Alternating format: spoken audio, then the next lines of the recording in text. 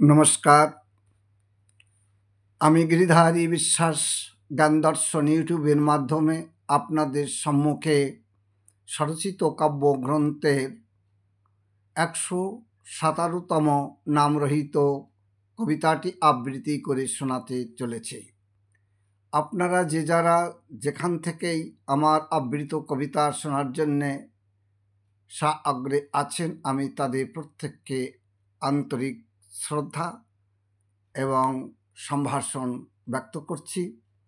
ছোটদের প্রতি আন্তরিক শুভেচ্ছা ও ভালোবাসা। আবৃত্তি। অনোখা পরিচয়। অনোখা পরিচয় ভাবতে গেলে হাসি পায়, না হয় পাগল হতে হয়। সৃষ্টির স্বরূপ অরূপতা, কেমন এমন কৃষ্টিকায়। অনোখা পরিচয় ভাবতে গেলে হাসি পায়। যায় না সঠিক জানা চেনা, যায় না বুঝা ঠাই ঠিকানা। অনন্ত বিধায় অন্তে বিলয়, অনিশ্চিত নির্ণয়। অনোখা পরিচয়।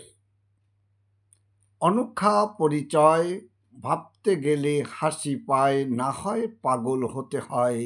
সৃষ্টির স্বরূপ অরূপতা, কেমন এমন কৃষ্টিকায়। অনোখা পরিচয়।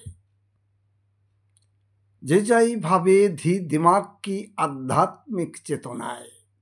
জ্ঞান বিজ্ঞান দিব্য দৃষ্টি দর্শন, অসফল সাধন দৃষ্টতায়। যে যাই ভাবে ধী দিমাগ কি আধ্যাত্মিক চেতনায়। জ্ঞান বিজ্ঞান দিব্য দৃষ্টি দর্শন, অসফল সাধন দৃষ্টতায়। খেলার বাজি হাওয়ায় চলে, সক্রিয় হয় বারুদের বলে। নিরর্থক হয় নিষ্ক্রিয় হলে, পুনঃভুলকে লোটায়। অশেষ আশা স্বপ্ন সাদ, অন্ত হয় অতৃপ্ততায়। অনোখা পরিচয়। অনোখা পরিচয় ভাবতে গেলে হাসি পায়, না হয় পাগল হতে হয়। সৃষ্টির স্বরূপ অরূপতা, কেমন এমন কৃষ্টিকায়। অনোখা পরিচয়। সুধীমণ্ডলী, আপনাদের সম্মুখে কবিতাটি আবৃত্তি করেছি। এই কবিতাটির যে মূল তাৎপর্য, এ সম্পর্কে বিস্তারিতভাবে ব্যাখ্যা করে শোনাবার মতন যোগ্যতা আমার আদৌ নাই। তথাপি আমি আমার ক্ষুদ্র চেতনা দ্বারা যা উপলব্ধি করতে পেরেছি, আপনাদের সম্মুখে তুলে ধরার চেষ্টা করব।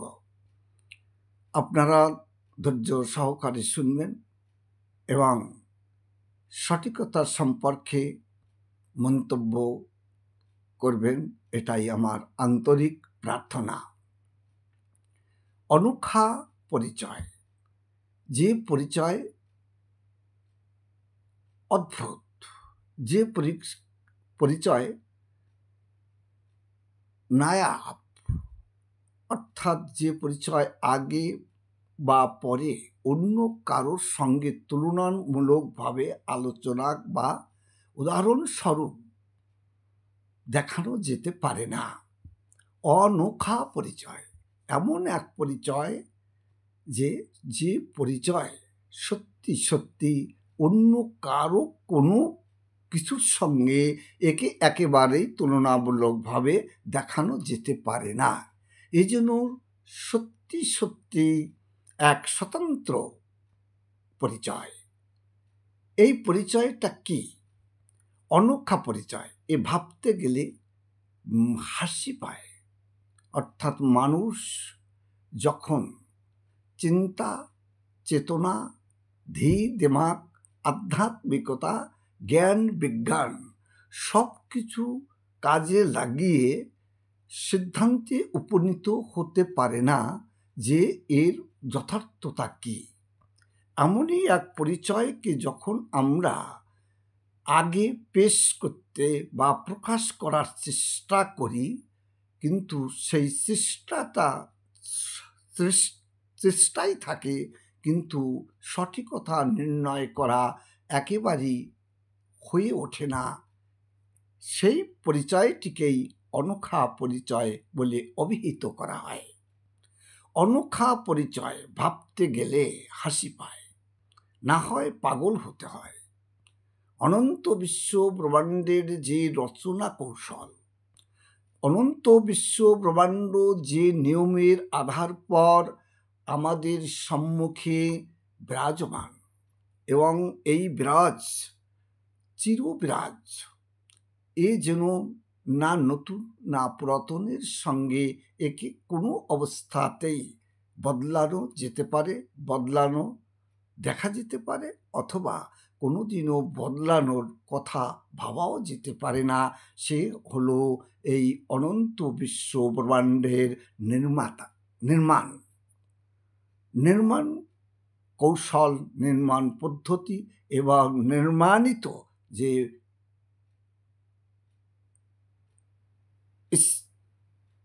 নির্মাণিত যে অবস্থান,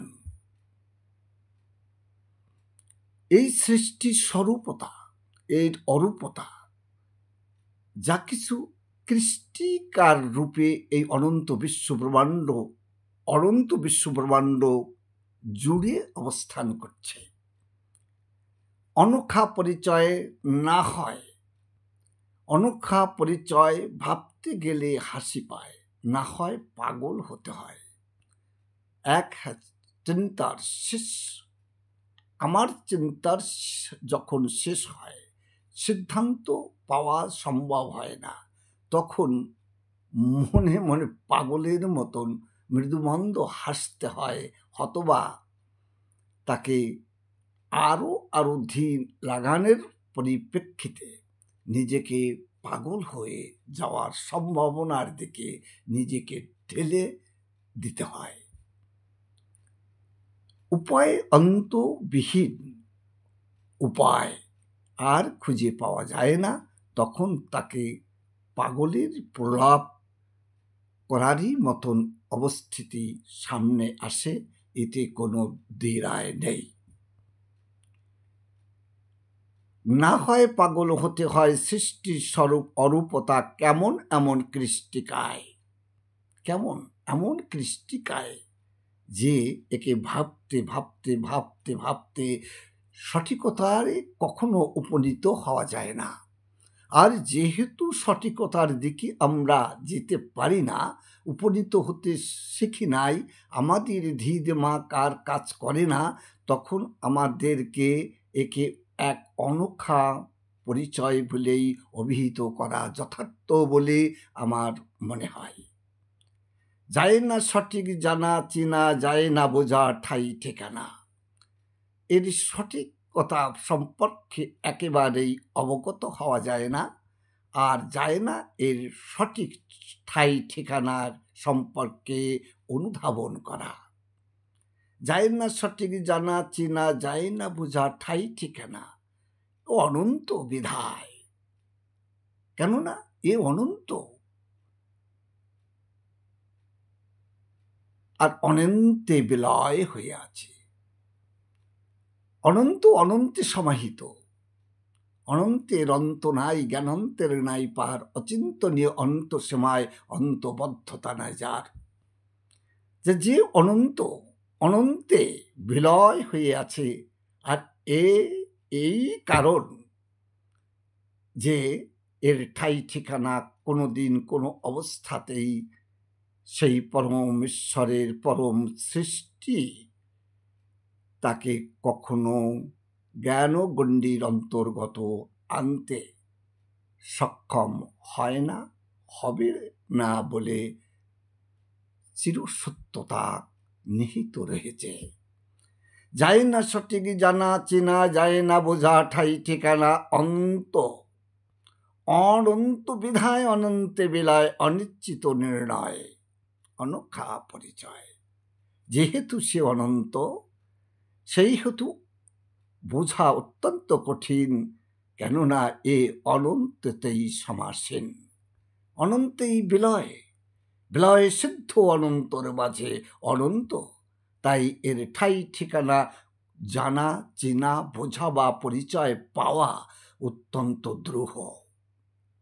যে যাই ভাবে দেহ দিমাগ কি আধ্যাত্মিক চেতনায়, জ্ঞান বিজ্ঞান দিব্য দৃষ্টি দর্শন, অসফল সাধন দৃষ্টতায়। যে যাই ভাবুক না কেন, যে যাই ভাবে ধী দিমাগ কি আধ্যাত্মিক চেতনায়, জ্ঞান বিজ্ঞান দিব্য দৃষ্টি দর্শন, দিব্য দৃষ্টি। শ্রীকৃষ্ণ অর্জুনকে অনন্ত বিশ্ব ব্রহ্মাণ্ডের রূপ দেখিয়েছিলেন, কিন্তু সে সাময়িকের জন্য তাকে দেখালে অর্জুনকে শ্রীকৃষ্ণ অনন্ত বিশ্ব ব্রহ্মাণ্ডকে তার রূপের মাঝে দেখিয়েছিলেন। একমাত্র তার দেখার ক্ষমতা তখন হয়েছিল যখন তার দিব্য দৃষ্টি সোচ্চার হতে পেরেছিল। একটু পরেই যখন তার দিব্য দৃষ্টি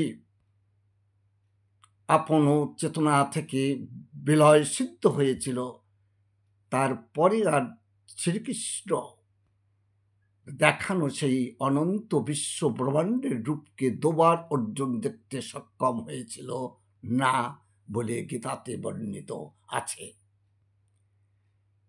এক্ষেত্রেও তেমনি ভাবে যে যাই ভাবে ধী দিমাগ কি আধ্যাত্মিক চেতনায়, জ্ঞান বিজ্ঞান দিব্য দৃষ্টি দর্শন, অসফল সাধন দৃষ্টতায়। যা কিছু দৃষ্টিতে আমরা অবলোকন করি ধী দিমাগ কি আধ্যাত্মিক, তথাপি দিব্য দৃষ্টি দর্শন। সেই দিব্য দৃষ্টি দর্শন, যার যার দৃষ্টি দর্শন তার তার নিজ নিজ ক্ষমতার অন্তর্গত। অনন্ত বিশ্ব ব্রহ্মাণ্ডের অনন্ত সৃষ্টির অনন্ত দিব্য দৃষ্টিকে দেখার মতন সক্ষম অথবা ক্ষমতা তার প্রত্যেকের ক্ষেত্রে সম্ভব হয়নি, হবে না। যে যাই ভাবে ধী দিমাগ কি আধ্যাত্মিক চেতনায়, তবুও প্রত্যেকটা মানুষ ধী দিমাগ আর আধ্যাত্মিক চেতনা দ্বারা সেই দিব্য দৃষ্টির সাধনা করেছে। যে দিব্য দৃষ্টি দ্বারা সেই অনন্ত বিশ্ব ব্রহ্মাণ্ডকে অর্জুনের মতন দেখার শক্তি সামর্থ্যকে অর্জন করার সৌভাগ্য প্রাপ্ত হয়েছে। কিন্তু সেই দিব্য দৃষ্টি দ্বারা অনন্ত বিশ্ব ব্রহ্মাণ্ডকে কেবল একবারই অর্জুনকে শ্রীকৃষ্ণ দেখিয়েছিলেন। আর এই দেখার ক্ষমতা যদি থেকে থাকে একমাত্র তারই, যে এই অনন্ত বিশ্ব ব্রহ্মাণ্ডের রচয়িতা। তার সৃষ্টি দ্বারা এই অনন্ত বিশ্ব ব্রহ্মাণ্ডকে কখনো দিব্য দৃষ্টি দ্বারা দেখা সম্ভব হয় নাই, হয় না। তাই আমরা যারা তারই সৃষ্টি তারই সাধনার মার্গ পরে চির নিমগ্ন, তার পথ পরে আমরা সদা ধাবমান, আমরা তার অভিমুখী। কার অভিমুখী? আমরা সেই অনন্ত বিশ্ব ব্রহ্মাণ্ডের রচয়িতা, যিনি এই অনন্ত বিশ্ব ব্রহ্মাণ্ডকে নির্মাণ করেছেন, তারই এই সৃষ্টিকে তারই চেতনা,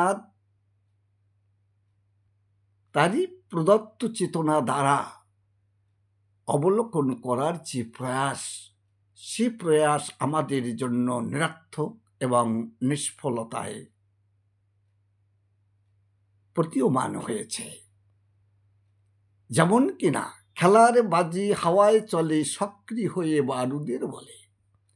খেলার বাজি হাওয়ায় চলে সক্রিয় হয় তা বারুদের বলে।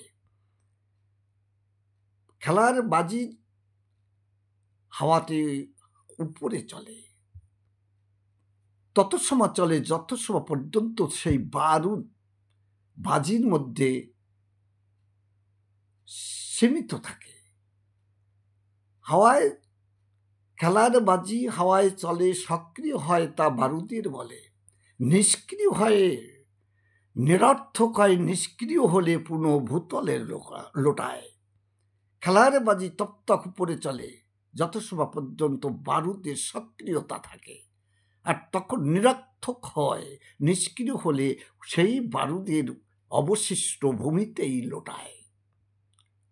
তেমনিভাবে আমাদের দিমাগের যে সক্রিয়তা, আধ্যাত্মিকতা, দিব্য দৃষ্টি আগে থেকে আগে চলতে থাকে, কিন্তু দিমাগেরও সময়সীমা, তার ক্ষমতা খর্ব হলে, শেষ হলে সে আপনা থেকেই আর উপরে যাওয়ার ক্ষমতাকে রুদ্ধ করে, আর অনায়াসে সে ভূতলেই নিম্নগতি সম্পন্ন হয়, আগে নয়। আর ঊর্ধ্বগামী বা চেতনাশীল হতে পারে না। তাই খেলার বাজি হাওয়ায় চলে, সক্রিয় হয় বারুদের বলে, নিরর্থক হয়, নিষ্ক্রিয় হলে পুনঃ ভূতলে লোটায়। অশেষ আশা স্বপ্ন সাদ, অন্ত হয় অতৃপ্ততায়। আখির মেয়ে যে অনন্ত আশা অন্ত হয়, আর অতৃপ্ততায় আমাকে নিজকে গ্রসিত হতে হয়। তৃপ্তি নিয়ে আমাদেরকে এই সফলতার যে তৃপ্তি, সফল হওয়ার যে আনন্দ, সেই আনন্দ কখনো আমাদেরকে এই অনন্ত বিশ্ব ব্রহ্মাণ্ডের রূপরেখা, সৃষ্টি নির্মাতা সম্পর্কে জ্ঞাত হওয়ার পর আমরা পরিতৃপ্ত হতে পারি না। অপরিতৃপ্ততায় আমাদের আশা, আকাঙ্ক্ষা, স্বপ্ন, স্বাদ শেষ হয়ে যায়, সফলতার জন্য নয়। আর এরই উদাহরণস্বরূপ আমরা এই অনন্ত বিশ্ব ব্রহ্মাণ্ডের নির্মাতা বা নির্মাণ সম্পর্কে নিজেদেরকে পরিতৃপ্ত বা সন্তুষ্টজনক মনে করতে পারি না। কোনো সৃষ্টি, স্রষ্টার পরম সৃষ্টি মনুষ্যই একমাত্র এই অনন্ত বিশ্ব ব্রহ্মাণ্ডের নির্মাতা। স্বয়ং সেই পরম সত্তার সম্পর্কে অথবা অনন্ত নির্মাণ সম্পর্কে আপনাকে সচেতন করেছে, আপনাকে নিয়োজিত করেছে, আপনাকে তার পথে ধাবিত রেখেছে। কিন্তু আসল সত্য এটাই যে তার অনন্ততায় বিলয় সিদ্ধ, তিনি নিজেই অনন্ত। তাই তো বলা হয়েছে যে অনন্তের অন্ত নাই, জ্ঞানন্তের নাই পার, অচিন্তনীয় অন্ত সেবায় অন্তবদ্ধতা নাই যার। সুধীমণ্ডলী, অনক্ষা পরিচয় ভাবতে গেলে হাসি পায়, না হয় পাগল হতে হয়। সৃষ্টির স্বরূপ অরূপতা, কেমন এমন কৃষ্টিকায় অনক্ষা পরিচয়। যায় না সঠিক জানা চেনা, যায় না বোঝা ঠাই ঠিকানা।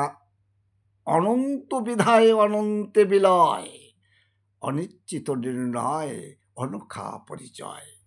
যে যাই ভাবে দিমাগকে আধ্যাত্মিক চেতনায়, যে যাই ভাবে দিমাগকে আধ্যাত্মিক চেতনায়, জ্ঞান বিজ্ঞান দিব্য দৃষ্টি দর্শন অসফল সাধন দৃষ্টতায়।